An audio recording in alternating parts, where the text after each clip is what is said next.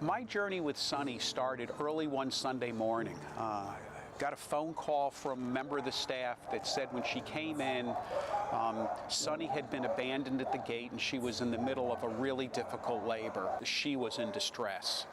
And it was pretty clear that if something dramatic didn't happen pretty quickly, that we were going to lose her. So I got a call a couple hours later that let me know that Sunny had survived the surgery, but she had lost her pups, and that was just heartbreaking. She was sitting in the back of her crate, and she looked so sad and so lonely and in so much pain, and it just broke my heart. And in that instant, I knew I had to do something special for this dog. So I took a picture and I sent it to my wife, and she immediately responded, "You need to bring that dog home tonight." After a couple of weeks, her tail was no longer between her legs.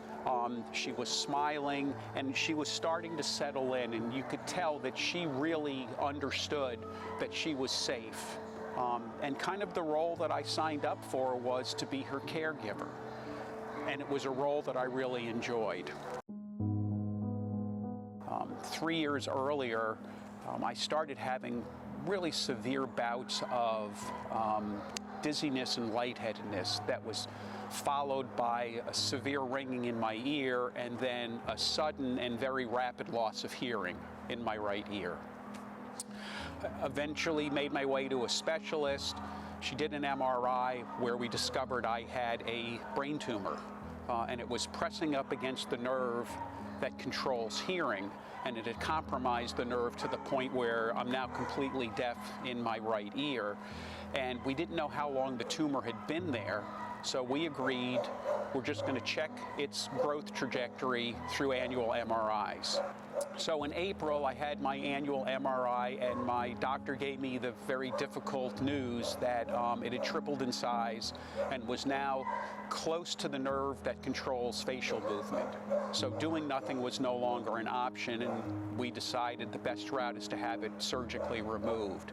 So I had that surgery on June 29th, and the surgery was a success. The tumor was benign.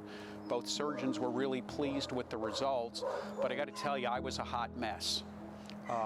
I had vertigo, I was lightheaded, I was dizzy, I had severe double vision, sick to my stomach all the time. So when I got home, it was an effort to get from the car into the house, onto the couch.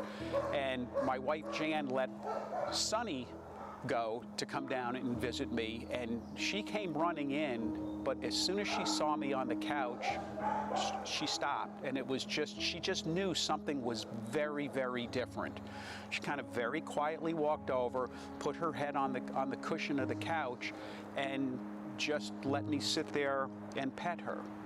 And somehow she knew that the roles we were playing, I was no longer the caregiver. I needed to receive the care, and she assumed the role of caregiver.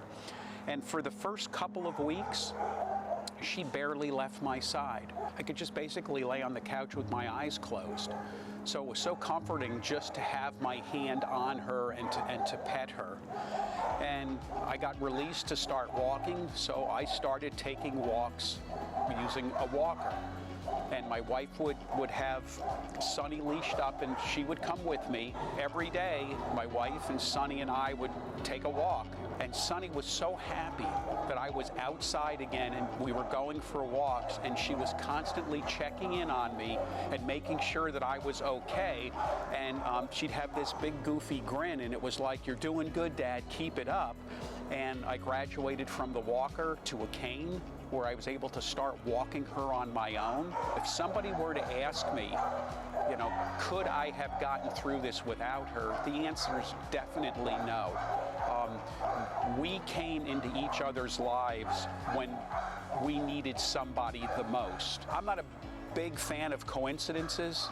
I mean, things happen for a reason.